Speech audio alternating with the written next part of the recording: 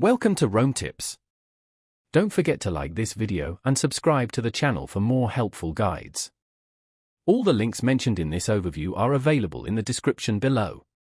This video reflects my personal experience using the platform. Hey everyone, and if you're looking to personalize your X profile, you're in the right spot. It's a surprisingly simple process. Just navigate to your profile page.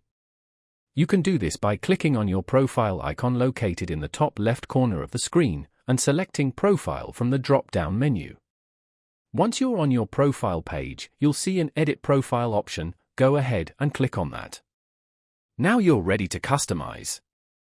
You can update both your profile picture and your background photo. To change either, simply click on the corresponding image. For example, if you want a new background, click on the current background image.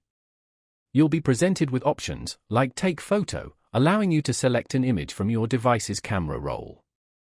Choose the picture you like, and it will become your new profile background. You have full control over your displayed name, your bio. Don't forget to add a compelling bio, your location, and even your website. You can also specify your date of birth. Furthermore, if you're looking to use X for professional purposes, you can easily switch to a professional account right from this editing screen. So, there you have it. It's that easy.